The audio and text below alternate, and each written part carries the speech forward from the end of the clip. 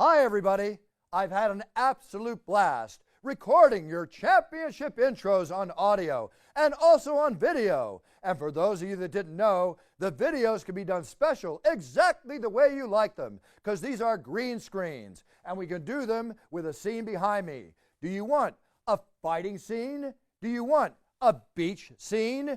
Do you want a race car scene? Any scene you want, we can give it to you. It's your theme and my pleasure. Just write our offices and we will answer you with the exact fee involved and how it'll get done. So here we are, and now it's time, and it's your choice. Cheers! From the shores of Malibu where the waves are pumping, to the Great Wall of China, and back to the streets of Las Vegas and Abu Dhabi, where the UFC is coming.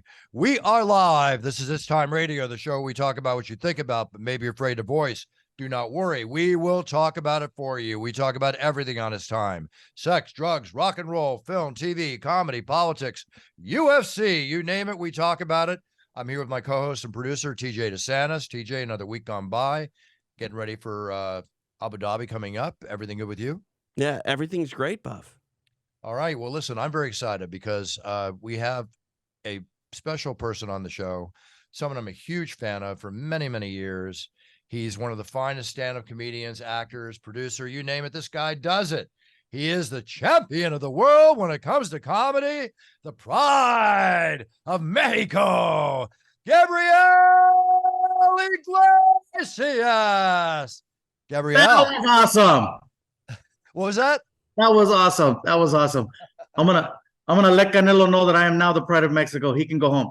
That's it. Let him go home. Let him go home. You know what? Real quick, Gabriel, it's great to have you on the show. But before I forget, I do intros for comedians once in a while. Like Andrew Schultz, I did a big thing for his Netflix special and all.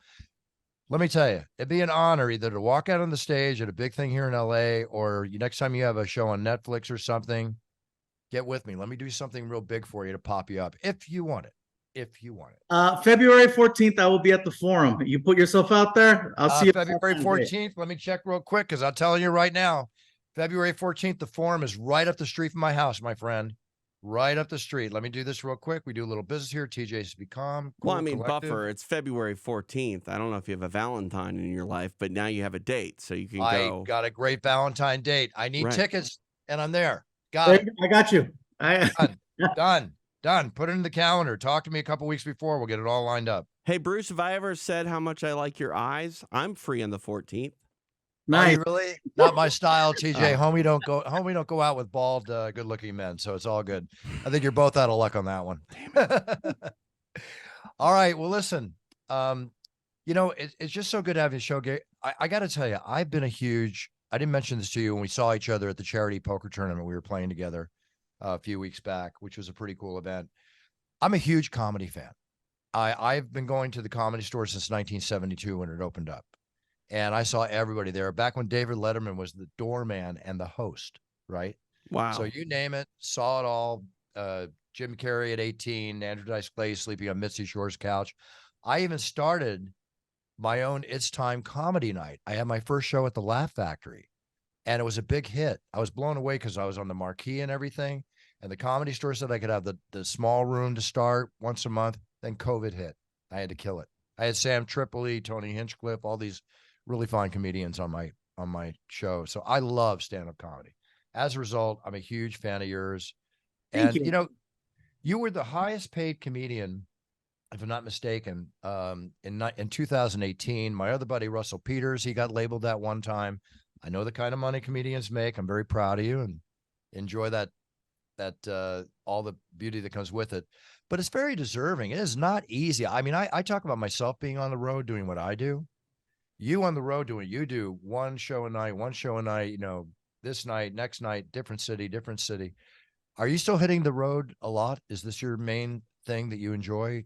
Oh, absolutely. I'm on the road 46 weeks out of the year and 3 to 4 shows per week, every week. And if I'm taking time off, it's because there's a pandemic. I do not take vacations. I do not take breaks. I'm cut from the cloth where it's like, if there's work and it's available and you got an opportunity, you take it.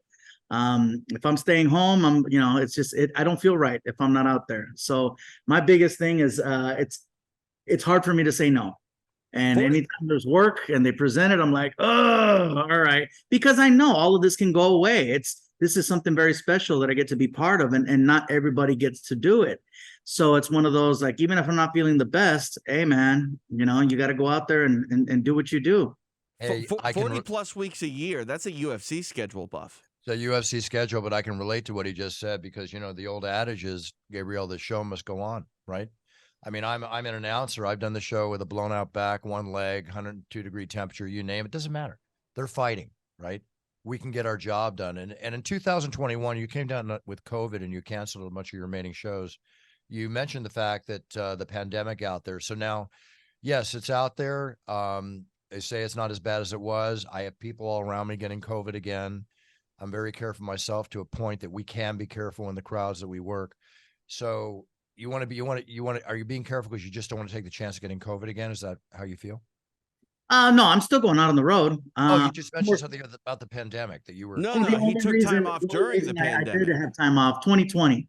Basically we all got shut down. And so that was the only reason why I had to stay home, because, there was no other choice. I just want to say, Gabriel, I admire the heck out of you because I'm like an airplane nerd. I like to watch YouTube videos about airplane incidences for whatever reason. And I actually stumbled upon a YouTube video where you were describing an incident that you had where your plane skidded off the runway. And man, if I went through something like that, I don't know if I could get on an airplane again anytime soon. The thing with me though is that I'm Vegas. I love odds. I love playing odds, and so the odds of me having two back-to-back incidents, like the next day. Plus, it was a different plane the next day.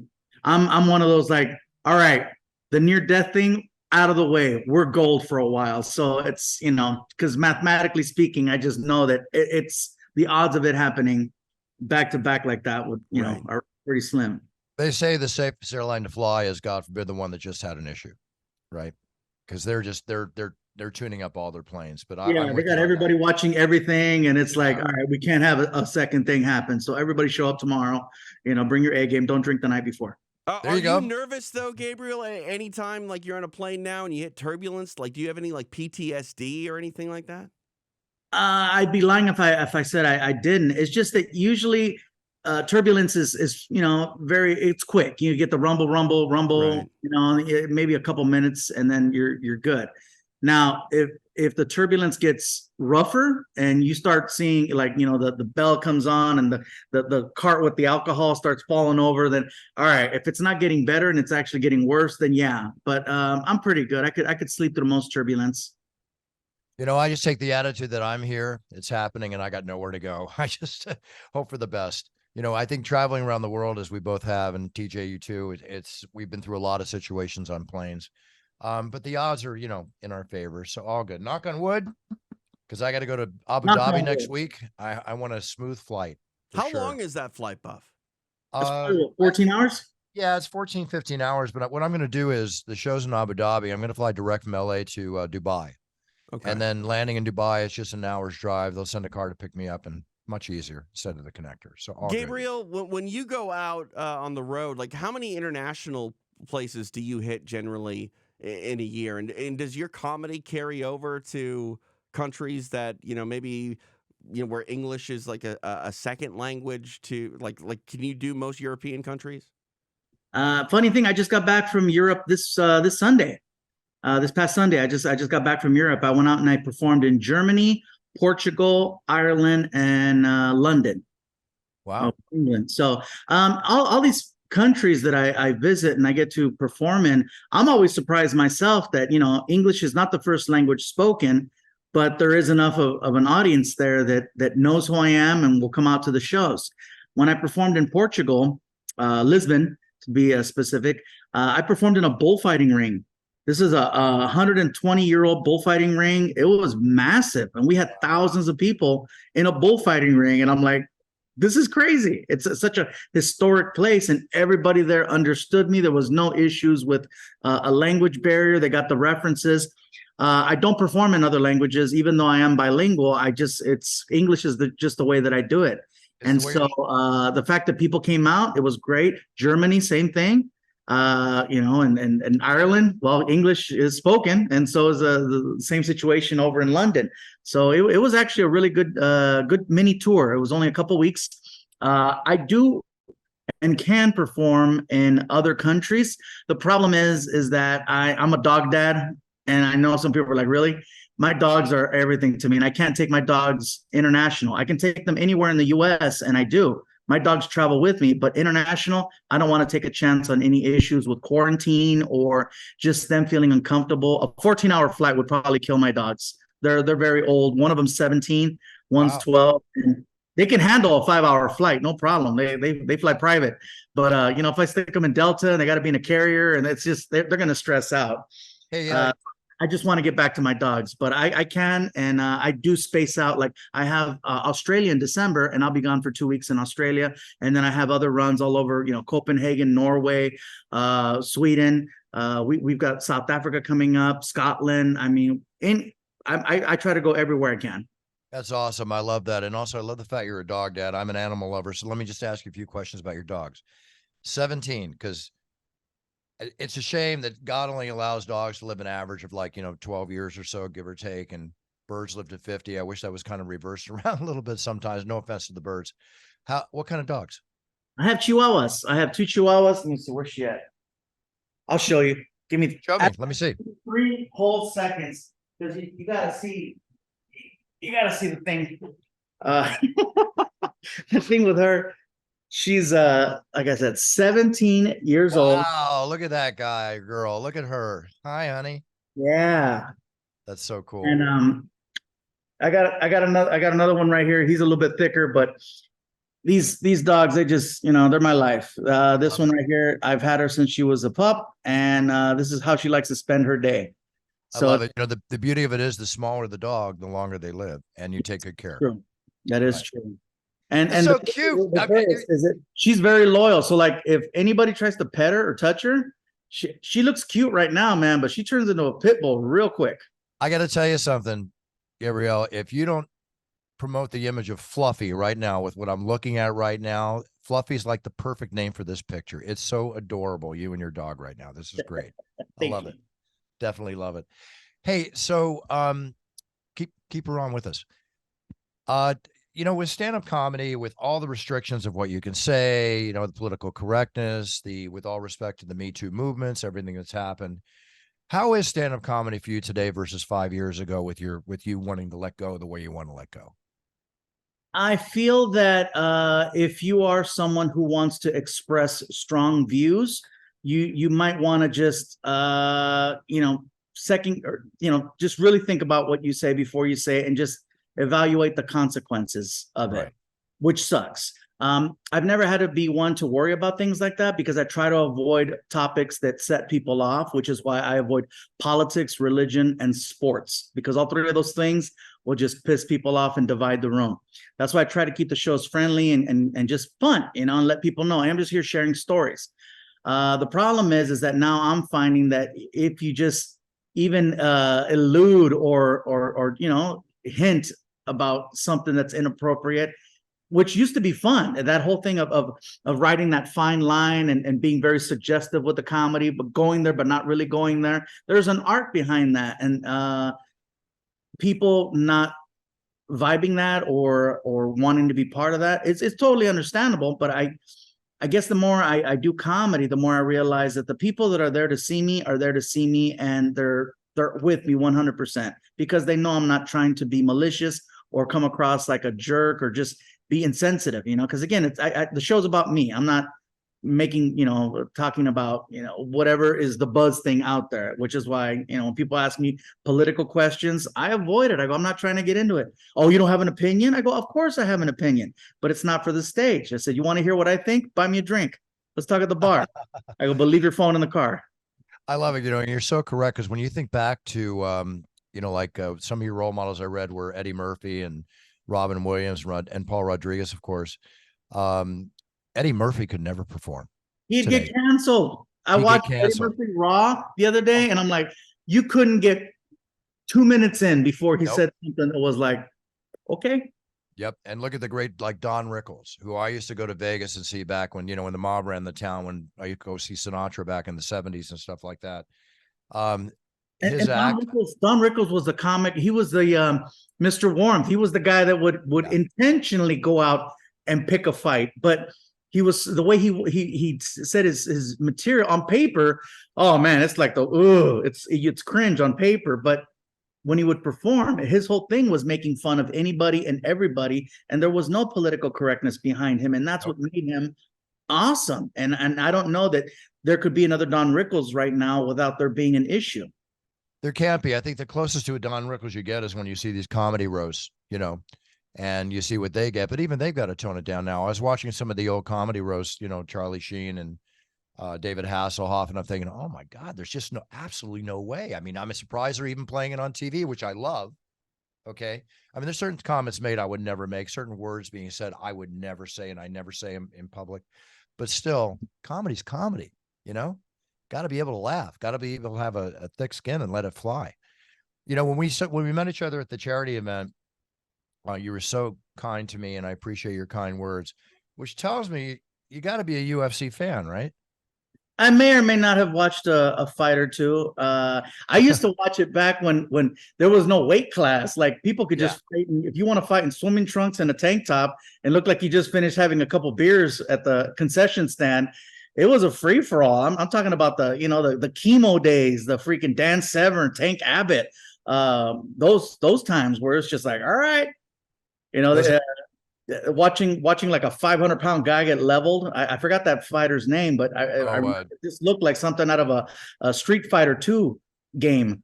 Yeah, TJ would know when he comes back. The big sumo wrestler, the big judo guy. I remember exactly. That was UFC 1 and 2. I started in UFC 6. Okay, it was my first one attending. I started announcing in UFC 8.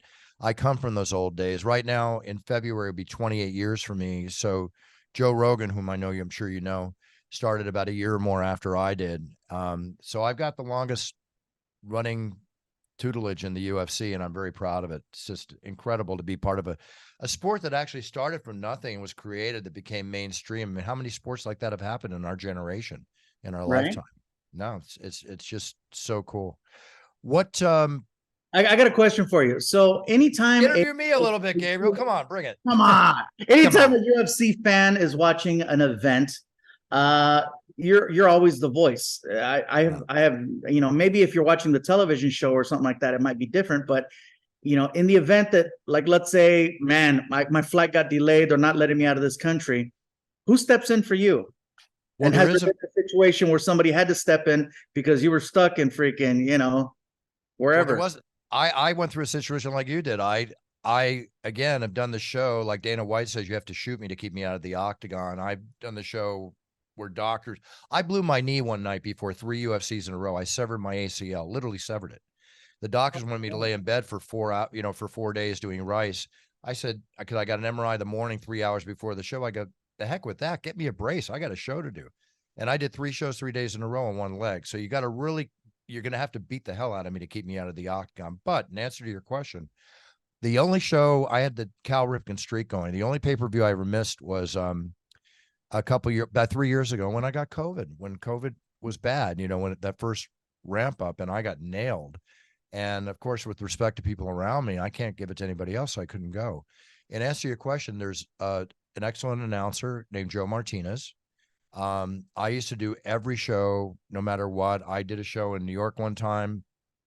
Dana and I had to be in Brazil 16 hours later in the octagon, brought our bags, hopped on his jet, hopped down there. I did 2 shows in 2 hemispheres in 2 different time zones in less than 24 hours, which was a rock star moment for me. And I'm sure you can relate. You've done similar stuff. But there's 42 give or take shows a year. I do roughly 34. So a gentleman named Joe Martinez fills in for me. And he's very well known in boxing, and he does an excellent job. Perfect fill-in for me. Oh, it's the same guy from the guy with the goatee. Yeah. Goatee. When you say same guy from where? From boxing. He'll do boxing. You'll see him do boxing also. Joe Martinez. Yeah. Okay. So he's my backup, and he lives in Vegas now. And if there's a situation, then boom. But aside from the COVID, I'm good. I feel you. Yeah, you got to work and stop me, baby. Injuries, or You know, you got to. I've done shows with a temperature, you know, that's well over 100, and you know, still got to go out and do it. I know the feeling. I fell into a wheelchair. The paramedics took me in the back to hydrate me at the end of the show. I was a ball of sweat. They said, we need to go now. I go, no, there's 2 more fights. I'm not going anywhere. You know, bottom line. Again, they're fighting. Okay. They're putting their lives on the line. What do I have to complain about? It's not, the show's not about me. Okay. It's about the fighters. It's about the fans. And we got to fulfill the fans, period. Speaking of which, fans in the UFC, they're great. They love it. I think one of the reasons that the UFC has grown to the level it has is that the fighters are approachable. Dana White's approachable. I make myself approachable, as do the others, which is very important to fulfill the fans' needs. I'm sure you must get swamped wherever you go, even walking when you're not on show night, just walking around, period. And I have no doubt how nice you are, that you probably take and give the time to the fans as long as they're respectful. You know, that's the whole point. But you agree with me? Without the fans, we're nothing, right? We wouldn't have this. Absolutely. And you know, we're also people, and we also deal with real life things, and those real life things affect our attitude and our moods. So like for me, if I know that I'm dealing with something and I'm not in the best of moods, because people think, oh, he's always happy. I got to deal with bullshit too. So I try not to go out whenever I'm not feeling the best, or like, let's say I'm going to get something to eat. I'll do drive-through. So Right. minimize the chance of just not, you know, maybe not having the smile on my face. Because if I'm not making, people ask me all the time, how come you make faces? I go, I make faces because if I don't, I have really mean resting bitch face. I look like, if I'm not being like, because you know, everybody's like, oh, you're always making these faces in your pictures. I go, yeah, because like I gotta do that, because if not, look at it. Right? And then you know, you don't smile, and then me in traffic, you'll see this. Oh, Yeah, right. We're Shoot, getting man. a Hey, little Bato there. Yeah. totally. It's the guy from Operation Repo. I'm here to take your truck. So, but again, you know, I travel a lot. I see a lot of people. I run into a lot of people, and I'm very reactive. So when people come at me with really good energy, I reciprocate. I come right back with, yeah, hey, you know. But whenever there's a situation where someone comes at me and I guess maybe not like the respect, or just because you can rub people the wrong way coming, you know, people are people. Yep. And if someone says, hi, how are you? Hello. The thing that sets me off every time is when someone walks up and they're already recording me, and the camera's in front of their face. They haven't even said hello. And they're talking to me like they're TMZ, and they got a camera on me. I'm like, can you say hi to me? Hi, what's up? You know, or before you start doing that, I go, I'd love to take a picture, but you're already doing this. And so there have been a few situations where I've gotten mad, and people go, oh, you're mean. I go, I'm not mean. I go, think about what you're doing and how you would react if I did that to you. I go, no problem saying hi or taking pictures, but right now that's not cool. I had a similar situation. The one for me, I can point out a few, but this one stands out. I'm doing a show at the Palms, you know, in the arena they had there. I go to the restroom. I'm taking a leak. Turn around, the guy's filming me taking a leak. Right? No, there's certain man laws. You don't do that. I zip up, turn around, I go, hey, show me what you just filmed. Erase it right now. Let me see you erase that. Let me teach you something. I don't take pictures. I don't do autographs in the men's room. And I'm certainly not going to have videos taken of me. Okay? Don't ever do that again. I just real stern, whatever. I go, you want a picture with me? Go outside. I'll take a picture with you right now. That's it. Period. That was wrong. That was not good. So anyway, with that being said, that happens a lot to me. Really? And they'll narrate, you know, so they'll record me, and then they're like, oh, here's Fluffy taking a leak. And I'm like, really, bro? No.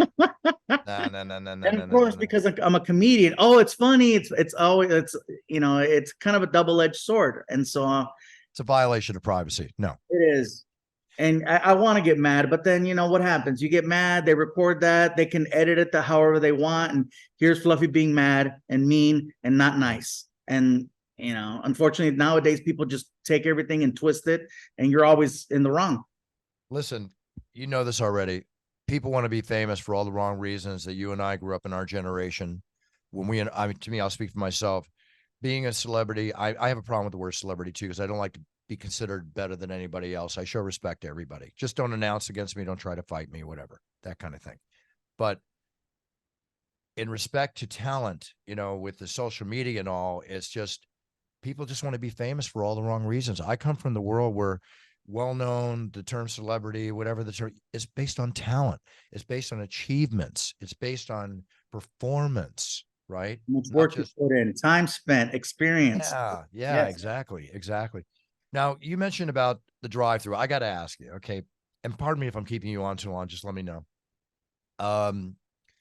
You weighed 445 pounds one time. Oh yeah. And you lost 100 pounds. My buddy Diamond Dallas Page, I haven't seen in a while. You're doing his yoga. You know, he really turned around the high protein, low carb diet. Did you have that bariatric surgery before that to help you? So you did the strictly natural, right? I did it strictly natural, and DDP. I give him a lot of credit because he is intense, dude. Seriously, I don't know how he wasn't a UFC fighter. The guy wakes up just like screaming. He's so intense. He's so intense, but he's got a huge heart, and he does give a shit. And I remember when I asked him for help, and he was more than just like, "Hey, bro." Like he would call me. This dude had a sixth sense where anytime I was in a drive-through, for some reason, he would know, like he had a tracker on me, and he'd call me. And I'm like, oh my God, I'd get nervous. I'm like, oh my God, he's calling me while I'm waiting for my food. Wait a second. Wait a second. He had a tracker on you? No, I'm saying he had he had the sixth sense. Okay, got it. He just knew. And so he would always call me and check on me and, bro, are you doing the thing? Are you eating right? Come on, man. You're going to have weak moments.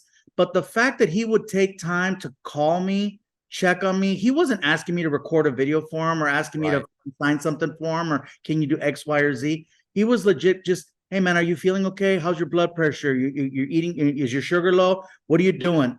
And man, I mean, a lot of people don't realize, like, man, he's more than just a former champion wrestler. The guy is an incredible human being. And you know, to call him a friend is an understatement. This guy, he cares. He really does. And if you do follow his program, you can get results. I was fortunate enough to lose about 100 pounds, and then, you know, Jack in the Box started having 99-cent tacos again, and I lost my shit.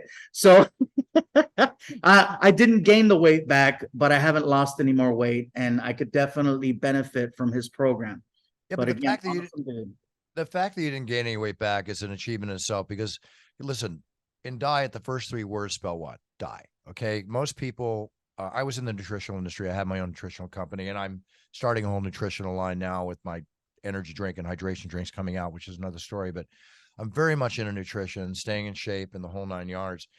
People that lose weight usually gain it all back and more. The fact that you're still at that point, then kudos to you, buddy. You're doing something right. But I got to ask you, you mentioned you drive through quick. Okay. The healthy new Iglesias. What is your drive through of choice? Where do you go? Oh, I would definitely not call myself the healthy new Iglesias, just the lesser, lighter version. My go-to, well, it depends on where I'm at, because, you know, as you know, when we travel, there are some restaurants that are on the West Coast, some restaurants that are on the East Coast. And then depending on when you're done with your event, you're at the mercy of whatever's open. So of course, McDonald's is everywhere, Subway's everywhere. You know, Starbucks is usually my go-to. I get a coffee and I'll get whatever they have that's available to eat, even if it's been sitting there all day. Otherwise, here on the West Coast, it's all about a Jack in the Box, sourdough Jack with no tomato, extra cheese, and it's a good time.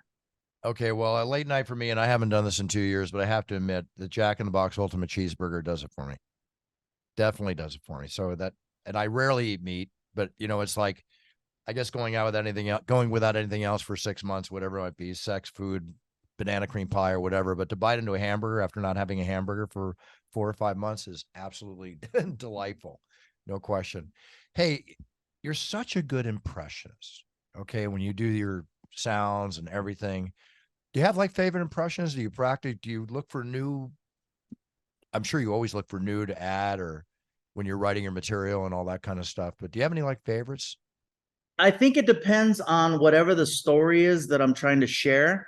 That's usually when I try to just, you know, you try to work on the nuances and the facial expressions or mannerisms. Like there's a lot of people that speak with their hands, or they'll do something like Well, they have certain pauses and just their eyes, or like with DDP, bro. So he's very stiff. He's very stiff. His back's always stiff, and he's just kind of bro. He's just in your face. And so sharing stories like that, or when I talked about doing Stone Cold Steve Austin's podcast at his house, and I had to use his toilet, and he got pissed off because he thought I was only going to go number one, but the alcohol and the tacos I had earlier kind of mixed up, and basically, I dropped a Stone Cold Stunner in his bathroom, and he got pissed off, and he's, God damn it, how many times I gotta ask you if you're gonna go number one or number two? And so picking up certain, and then when he gets mad, he's the bobblehead, and so you just hear someone's voice long enough, at least for me, and then I just start trying to pick it up. Now, do I nail it 100? Never. But if people hear it and they can see it, that's the whole point. You want people to feel like they're in that story and seeing it happen, which is always more fun to add voices and characters. And so I'm never like remember Rich Little? Oh, hell yeah. One of the best impressionists ever. Yeah. Probably one of the greatest impressionists of all time. And I got a chance to see him recently at the Laugh Factory in Las Vegas. He had a show there, and I forget how old he's, over about 80 now. And that guy is just spot on. Like, you can close your eyes and see the person. But he was one of those people that early on with Paul Rodriguez and Eddie Murphy and Robin Williams, Rich Little was one of those guys I used to emulate when I was a little kid. Rich Little, amazing impressionist. He can do absolutely anybody. And another one, and Robin Williams I've seen too. One of my favorite, what a loss. One of my favorites of all time. I love Robin Williams. But there was if you remember the old Batman series with Adam West. I don't know if you remember. Okay, the man that played the Riddler was named Frank Gorshin. And Frank Gorshin was the Rich Little of his day. That, if you YouTube Frank Gorshin, he is amazing. So check him out if you can. He was the man back then, for sure. I'm telling you, man, I'm just a comedy freak. Totally love it. And I can't wait to see your show. I can't wait to be there for you on the Feb 14th. So we'll talk about that. Get Juan in touch with me. That would be a true honor. What I am going to do, as I mentioned to you before, but my It's Time cologne. Oh, it's on. It's I'm going to put that next to my bed. I'm going to get this out to you. It's the #1 seller on Amazon, going in all the stores. But I love this stuff so much. I'm telling you, you're going to be sensual. You're going to be charismatic. And I think your dogs are going to like it too. And I'm going to send you a bottle of my Puncher's Chance to enjoy, so you can drink like Buff, smell like Buff, and have a little #Buff life in your life. Okay. Okay. All right, since I got you here, I want to ask you a couple random questions here. Go for it. Come on, rapid fire. First of all, take your time. Did you ever see the movie Bloodsport? Oh, hell yeah. Well, John Claude's a buddy of mine. Yeah. Oh, okay. All right. So here's the question. In a street fight, who do you think would win, Jean-Claude or Steven Seagal?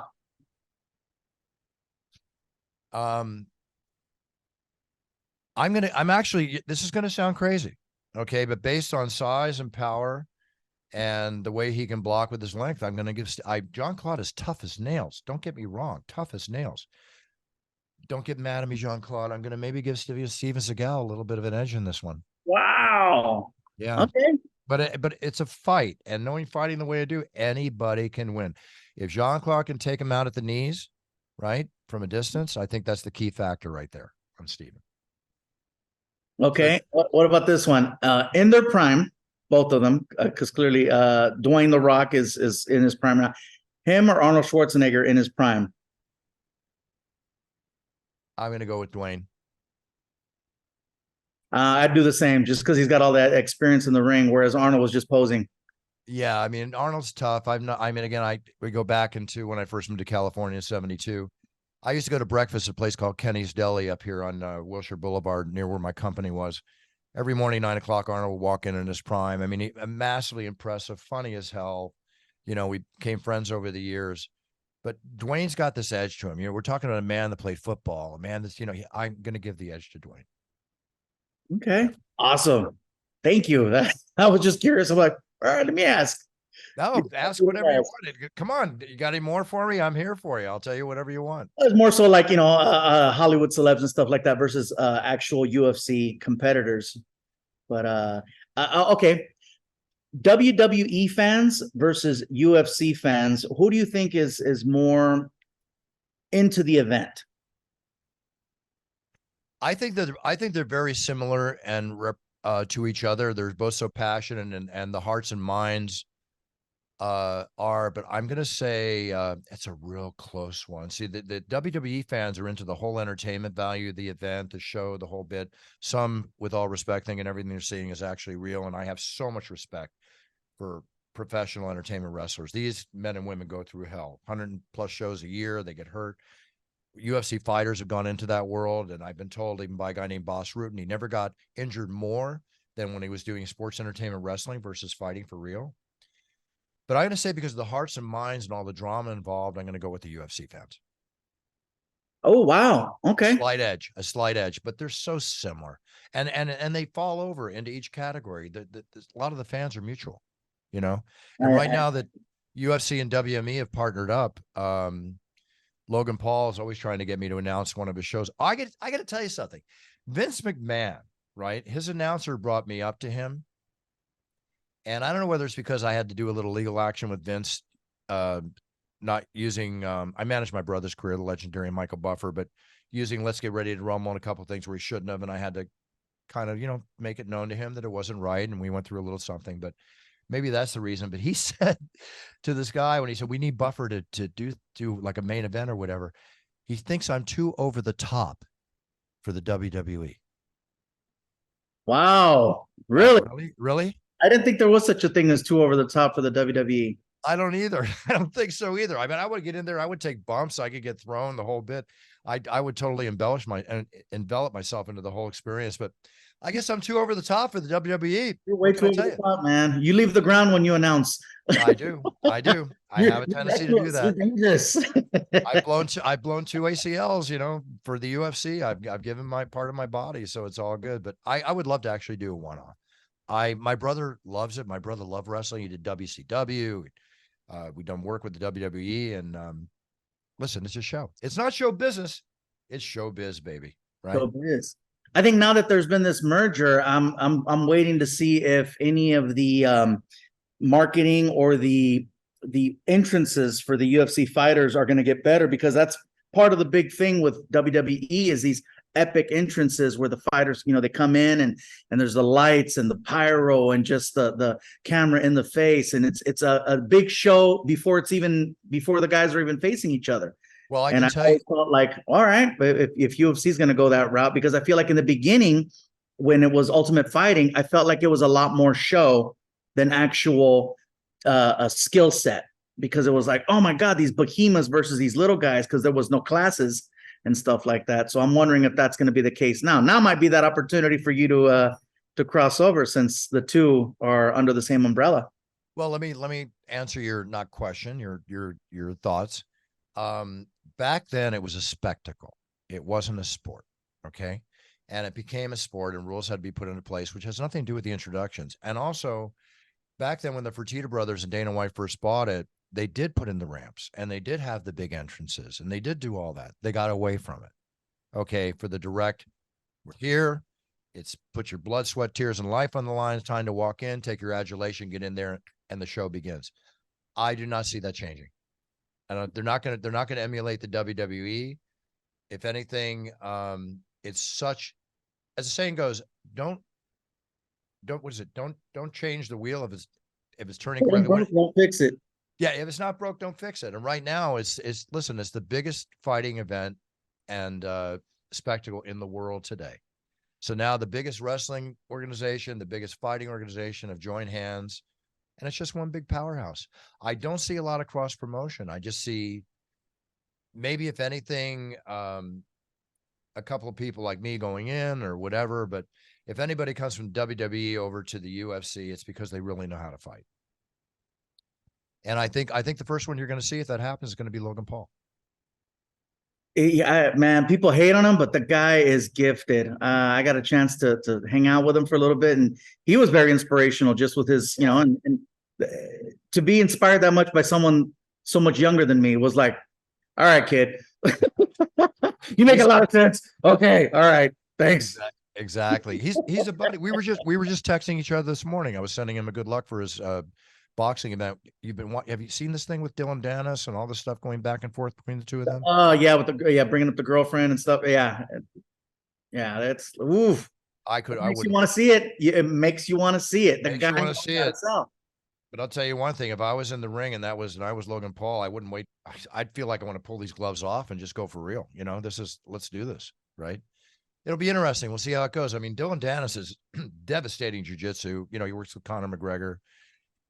Logan, even with his wrestling ability, if they ever did that, I think Logan would get tied up by Dylan. But boxing's a whole nother world. We'll see what's up. Yeah. You gonna Now, watch it? do you see the slap competitions Yeah. becoming bigger?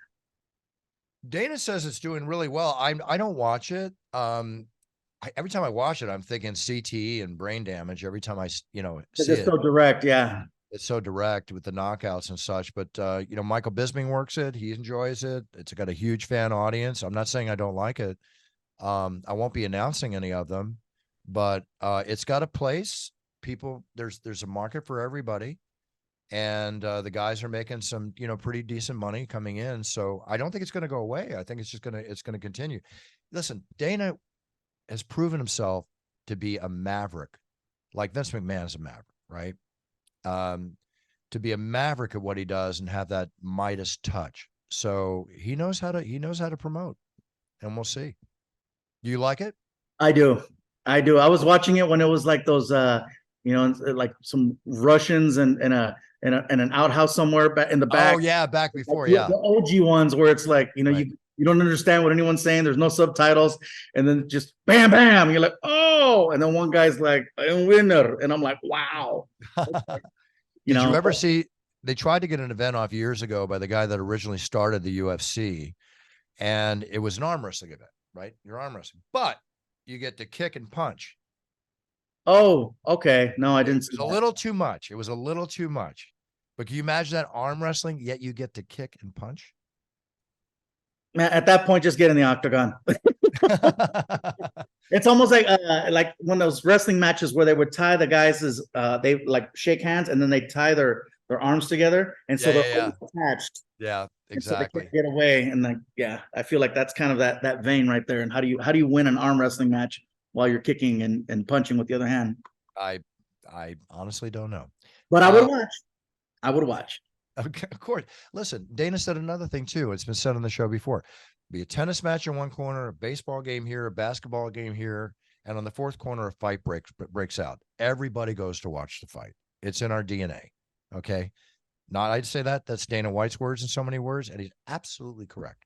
It's just the way it's been. It's the oldest thing in the world. Fighting started. We're attracted to chaos. Exactly.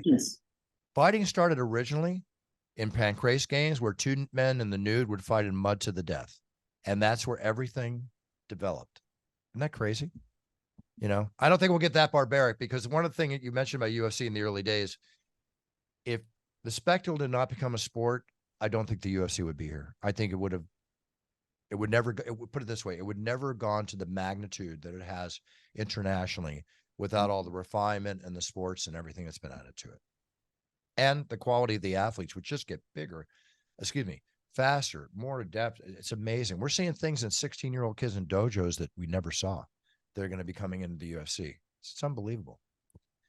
Well, Gabriel, you want to promote anything happening up? I got one last question. Powerball was $1.7 million, right? $1 billion. Another guy won in California. The last 4 big Powerballs have been won from somebody in California. Okay, we know you can afford your tacos and your hamburgers any day of the week, any time of the day. But did you buy a Powerball ticket?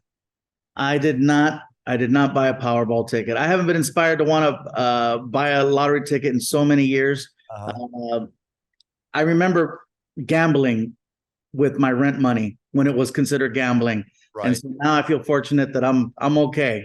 It doesn't matter. My life would not change. I wouldn't do anything different than I do now. I would help a lot more people for sure, but otherwise, my day is going to stay the same. But I did not. But I am watching that. Love it. Love it. And I like your artwork in the back. Very, very nice. I'm a big collector of memorabilia and stuff like that. It's just, I bet your house is, oh, look at that. Yeah. This is my conference room. Unplug it real quick. Oh, you're on like okay. This is my conference room. And so I have pictures all over the walls. That's Juan. There's a giant tape. I got a ton of, wrestling memorabilia and just big fan of like Clint Eastwood and too. fan of Marvel comics, and so I got a lot of stuff that's in that vein. I'm a big kid, so I like the toys. Join the club. I'm a big kid too. If I ever come up your way, I'm going to let you know if you're home. I'd love to come by and see, and vice versa. You're down here because I'm a big collector of movie memorabilia. I've like It's a Wonderful Life, Creature from the Black Lagoon, original King Kong posters, and like the Dr. No behind me from the original, and sports memorabilia, all that kind of stuff. So I love collecting. We have a mutual ground there. I would love to share with you anytime you want. And more Volkswagens in one place than you've probably ever seen. Are those yours? Yes, I got a collection of about 30 Volkswagens, all buses. Wow. All buses. Unreal. My first car was a 412 Volkswagen hatchback. Oh, wow. Okay. Yep. 1968. And no, excuse me. Yeah, back in 1975, Volkswagen hatchback. And then my brother had the original Super Beetle, which I learned how to drive. And I would love to have both those cars in my garage today. Definite collector's items. Hey, it's been such a pleasure having you on the show. Thank you so much. You're a man of your word, and I appreciate it.